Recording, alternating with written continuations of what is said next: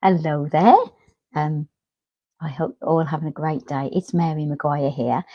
In this short live, I'm going to share with you how to make a lasting first impression. Because, as they say, you only get one chance to make a first impression. Before I do, just introduce quickly who I am. So, I'm the founder of Agents to Change, which has been for the last 16 years helping organisations to create more positive cultures, helping to build more inclusivity, and helping to advance female leaders. And I'm the author of The Inclusion Edge, which helps leaders to spearhead inclusion from their own authentic lived experiences, and The Female Edge, which is specifically helping women to build a career of balance, of authenticity, leading from their own values so that they can feel that their career doesn't have to take away from what's important for them in terms of their entire life. But today I'm going to talk about why leaving a really strong first impression will help you in the long term. Well, let's start by talking about why is that important. What we know about career success is it comes down to a number of things. And the three really important things are networking, being able to go out there, meet new people, find out about new experiences, share your own experiences with people, getting more people to understand who you are and what you're about. That's a really important part of it. The second part of it is having people around you who are your cheerleaders, who are your supporters, who are there, who are the voice that can amplify your work in forums that you aren't able to access. So that could be influential, what I call power brokers in your organization, could be influencers in the industry, or it could be people who have been in the past your peer group or your bosses and who are now in other organizations, but you can go to and lean on for support. So having allies and sponsors around you is another really important thing. And then the third one almost goes without saying, but it is really important, is your ability to show a strong track record in performing at the roles that you're employed to do. So how are you adding value to your organisations and to the work that you do? So they're the things. But if you think about it, the two that are going to be really important and the two I want to talk to you about are how do you find these allies and sponsors? How do you go to networking events and don't crumble? And that's a really important thing is if you're somebody who is generally a little bit reticent or a little bit shy, or you recognize that you have introversion as your preference, then you may struggle with large events or networking events, or you don't know what to say to people. And it's often the opening lines, the opening of the conversation, which will help you to move further. Because once you're inside the conversation and you've got to know somebody, it's very easy. So it's how do you open it up in a way that you feel confident and you can engage them in a conversation. And that's really what I want to talk about today. And I don't know if you've ever been in a situation where you've been at a networking event and somebody's come to you and says, "Hello, who are you? What do you do?" And you've sort of like almost panicked like a rabbit in the headlights and, said your name very quickly and said your job title and then just, ask them what they do and stop there. And that's where I think that people go wrong when they're trying to find the right ways of advancing their career or just advancing their reputation and getting people to know what they do and what they're about. And here's the thing, there are some people who that will roll off the tongue, what they are, what they're about, what they've achieved in a few short sentences, and it just rolls off their tongue with a lot of confidence. But for most of us, it isn't something that rolls off the tongue, and we have to do a bit of work to do that. So, what I found I've designed in my career coaching is a framework to help people to have a very clear set of short statements which actually say who they are in a way that's authentic to them and what they do and helps them to really feel that they can confidently convey that quickly to somebody that they'd want to get to know or somebody that they actually want something from. And before I share the model, I want to talk about why it's important to have an ask at the end. So, one of the things that we often know when we put out a communication is that we should have some sort of call to action. So, Otherwise, we should question why are we putting that communication out. And the call to action might be that you want people to do something, or you want somebody to be aware of something that's going to change, or you want somebody to make a decision that would actually help to advance something. So it could be any one of them things.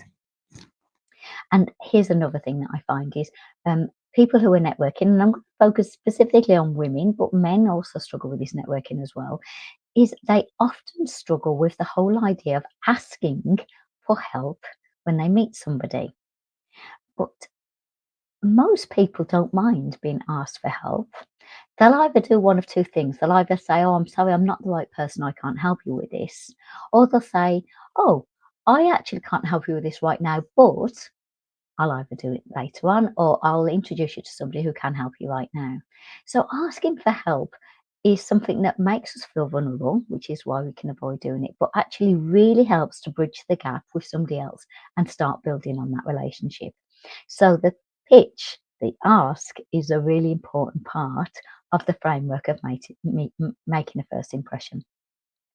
So let me give you an example of how that is. So I'm going to introduce a model to you, which is my coaching model for introductions, and it's called the 4 Ps. So the 4 Ps. What are we talking about here? The first one that we're talking about is when we introduce ourselves, we talk about our position. But when I'm talking about position, I'm not talking about job title. I'm talking about, let me get the right thing, my who, what, and where. So thinking about your position, you're not going to say, "I am the accounts payable assistant at payco.com." You're not going to say that. What you're going to do is you're going to describe a bit more. First of all, introducing yourself and who you are. And I do this type of work in this company, and this is what it actually focuses on. So you'll find a way of saying that succinctly. So just saying the job title sometimes is helpful, but not really. Sitting behind the job title is a whole series of things, which is your skills and your experience. And that's where you want to get to the nub of quite quickly when you talk about this is the position I'm in now. The second one is passion. So, why do you do what you do? And what are the things that drive you? What are the things that are important to you, which we tend to think about in terms of our values and our motivation?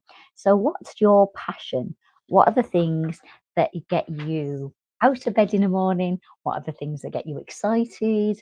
What are the things that motivate you? And here's where I encourage people to get to an origin story. So, when was the first spark of passion that you realised that this was something that was important to you and was going to be a theme throughout your career? And we often think that that's quite a complicated thing to do, but I'll give you some examples of that to show actually it's not that complicated. And it's amazing how much of that we can have at our disposal, which gives people a flavour of us in, again, a very, very short insight and a very short example. The next thing we have to include is our performance.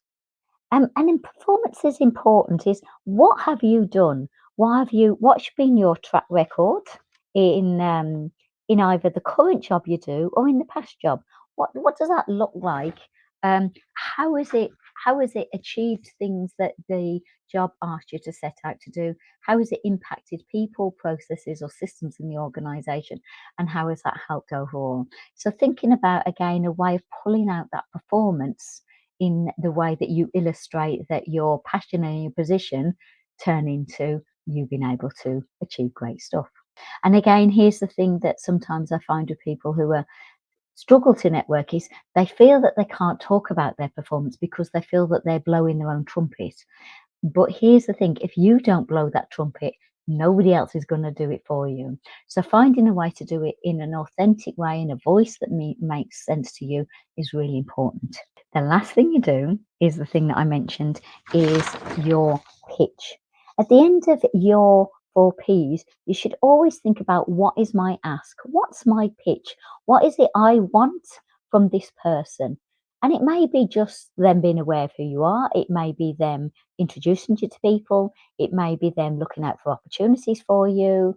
It may be them just helping you to network a bit further. So, whatever that is, think about that and think about what that ask is. And for some people, where it's completely impromptu, you might need to think about that on the spot. But where you're going into a networking event, where you're going into a company event, you can think about actually what would be a really good ask and who would be the people I'd like to get in front of and ask that. And being able to think about that in advance and practice it will bring dividends. Let me suggest how you put that together. So the first one I'm going to do is an example from a popular TV program at the moment. So I don't know if any of you have seen a program called Trigger Point, and it's a ITV program, and it's about a bomb disposal. A bomb disposal team. The lead character in that is a woman called Lana. So what I'm going to do is I'm going to give you the 4 Ps for Lana. So here's what that would look like. Hi, I'm Lana. I disable bombs for a living so people don't die. You see, so that's the position. You see, I joined the army when I was young, as I thought I wanted to fight, but I quickly realised I was more interested in protecting people. And so that's why I was drawn to the bomb disposal unit.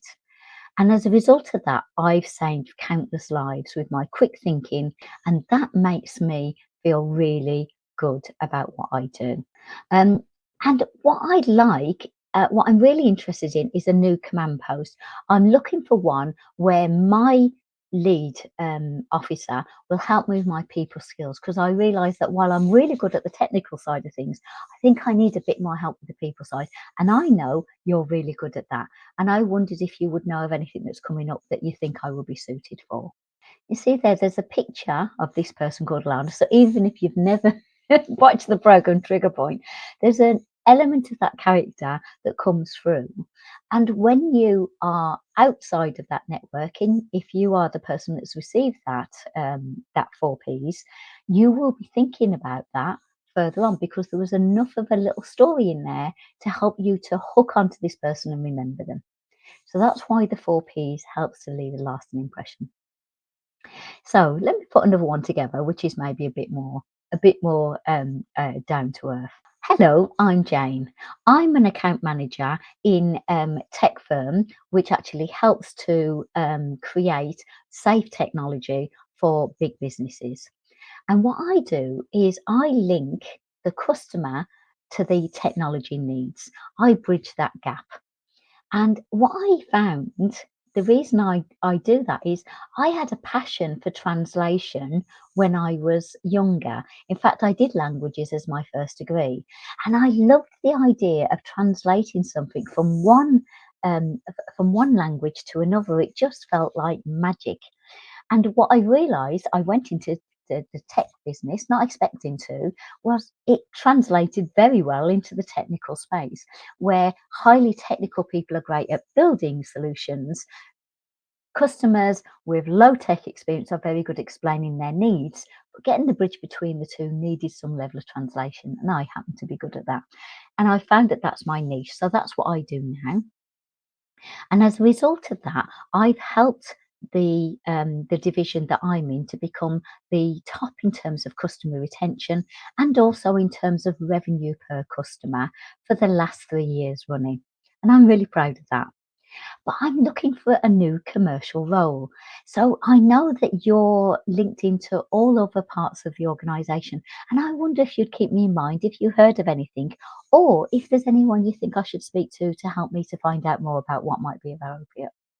So again, stop there. So again, you can see with that one, there was all the elements in there. She told the person what she did. She told them where the passion came from. She told them what her performance was, and then she did the ask. So again, you can see how that leaves a lasting impression. If you were in a networking event and you'd heard that and the one from Jane, do you feel that they would stay in your mind afterwards? Because the idea is that the little bits of detail about where the person's passions come from, and then their performance helps people to it helps the stickiness of the impression when people are in very busy situations. The 4 Ps are your position. Where did you start from? What is it you do? Get behind the job title and explain that.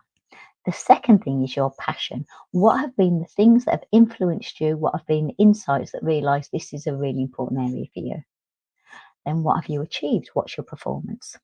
And then finally, your pitch. What is it you want this person to have in their mind as a result of speaking to you?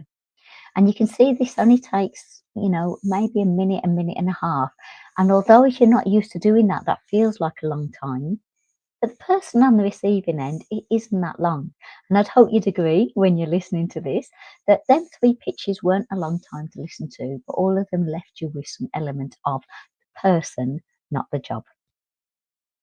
So if you want to make a lasting first impression, I suggest you do is think about your 4 Ps, write them down. What are they?